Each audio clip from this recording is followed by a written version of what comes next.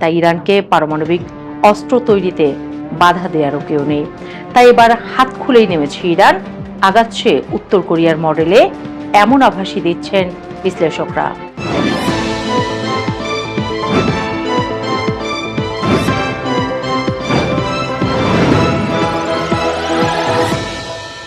বিশ্লেষকরা বলছেন, যেভাবে ইরানের উপর হামলা চালাচ্ছে পশ্চিম, তাতে টিকে থাকার জন্য পারমাণবিক অস্ত্র তৈরি করাটাই তাদের কাছে এখন সবচেয়ে যৌক্তিক মনে হতে পারে। পারমাণবিক জ্ঞান তো আর বোমা মেরে ধ্বংস করা যায় না।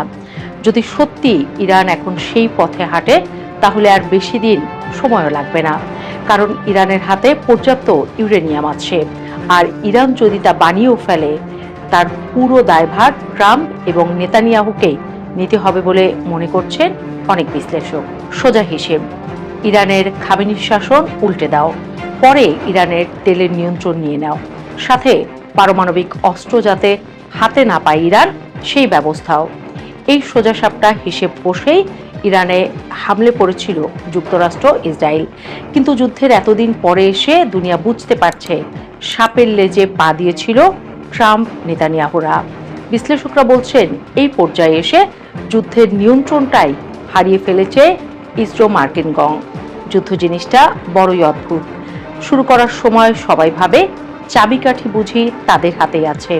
আটঘাট বেঁধে নিখুঁত অঙ্ক কষে যখন কোনো পরাশক্তি ময়দানে নামে, তখন মনে হয় কয়েকদিনের মধ্যেই হয়তো সব শেষ হয়ে যাবে। ডোনাল্ড ট্রাম্প এবং বেনিয়ামিন নেতানিয়াহুর হিসেবটাও তেমনই ছিল, সোজা হিসেব। আকাশ থেকে বোমার বৃষ্টি ঝরাও, ইরানের পারমাণবিক স্থাপনা গুড়িয়ে দাও, শীর্ষ নেতাদের সরিয়ে দাও, আর তারপর বিজয়ীর বেশে ঘরে ফেরো। গত 28 ফেব্রুয়ারি অপারেশন এপিক ফিউরি নামের এই মহাযজ্ঞ শুরু হওয়ার পর প্রথম কয়েকদিন হয়তো তাদের সেই দম্ভ কিছুটা হলেও সত্যি মনে হচ্ছিল। হাজার হাজার সামরিক ও বেসামরিক স্থাপনা ধ্বংস হলো, নিহত হলেন ইরানের সর্বোচ্চ ধর্মীয় নেতা আয়াতুল্লাহ আলী খামেনি। মনে হচ্ছিল ইরান বুঝি তাসের ঘরের মতো ভেঙে পড়বে। কিন্তু বাস্তবে যুদ্ধ কোনো অঙ্কের খাতা নয় যে দুয়ে দুয়ে 4 মিলে যাবে। 3 সপ্তাহ পার হওয়ার পর এখন যে দৃশ্যপট আমরা দেখছি, তা একেবারে সম্পূর্ণ ভিন্ন এক গল্প বলছে। বোমার আঘাতে হয়তো অনেক কিছু গুড়িয়ে দেওয়া যায়, কিন্তু একটি দেশের প্রতিশোধ স্পৃহাকে অত সহজে নিশ্চিহ্ন করা যায় না। বিশ্লেষকরা এখন বলছেন, যে যুদ্ধের সূচনা হয়েছিল প্রবল দম্ভ নিয়ে, সেই যুদ্ধের লাগামটা এখন যুক্তরাষ্ট্র ও ইসরায়েলের হাত থেকে ফসকে যাচ্ছে। অবশ্যই সামরিক দিক থেকে দেখলে যুক্তরাষ্ট্র ও ইসরায়েল ভয়াবহ এক ধ্বংসযজ্ঞ চালাতে সক্ষম হয়েছে। আকাশপথের পুরো নিয়ন্ত্রণ এখন তাদের হাতে। ইরানের আকাশে মার্কিন B-1 বোমারু বিমানগুলো যেন বিনা বাধায় টহল দিচ্ছে। পরিসংখ্যান বলছে, যুদ্ধের প্রথম দিনের তুলনায় ইরানের ব্যালিস্টিক মিসাইল ও ড্রোন ছোড়ার হার প্রায় 90% কমে গেছে। নাতাঞ্জ এবং ফোর্দোর মতো অত্যন্ত সুপরিকল্পিত পারমাণবিক স্থাপনাগুলোতে আঘাত হানা হয়েছে। এমনকি ইরানের নৌবাহিনীর বড় একটি অংশকেও অকেজো করে দেওয়া হয়েছে বলে মার্কিন সামরিক বিশ্লেষকরা দাবি করেছেন। এই দিক থেকে দেখলে মনে হতে পারে মার্কিন ইসরায়েল জোট তাদের লক্ষ্য অর্জনে অনেকটাই সফল। তাদের কৌশল ছিল ইরানের সামরিক মেরুদণ্ড ভেঙে দেয়া, আর তারা সেই পথেই হাঁটছে। কিন্তু মুদ্রার উল্টো পিঠটা বেশ অন্ধকার। ইরান পুরোপুরি ধ্বংস হয়ে যায়নি, উল্টো তারা ঘুরে দাঁড়িয়েছে এক মরিয়া ও অসম যুদ্ধের কৌশল নিয়ে।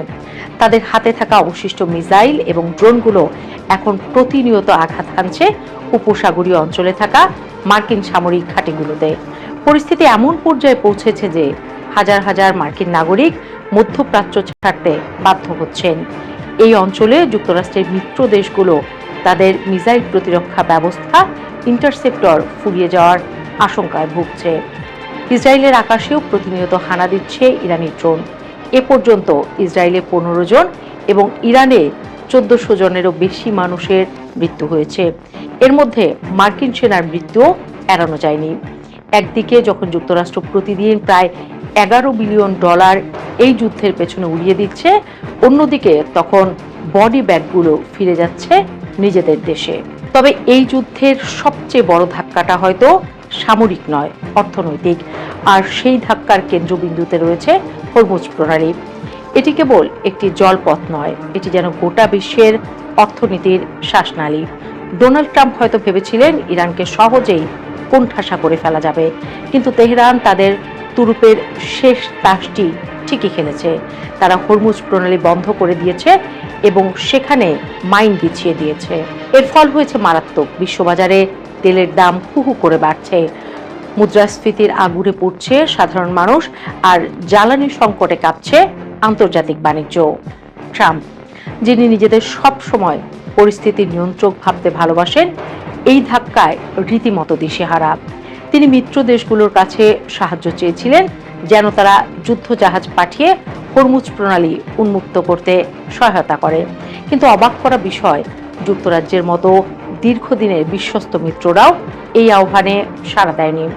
ট্রাম্পের খামখেয়ালিপানা, আন্তর্জাতিক আইনের তোয়াক্কা না করা এবং কোনো সুনির্দিষ্ট পরিকল্পনা ছাড়া যুদ্ধে ঝাঁপিয়ে পড়ার কারণে মিত্ররা এখন অনেকটাই মুখ ফিরিয়ে নিয়েছে।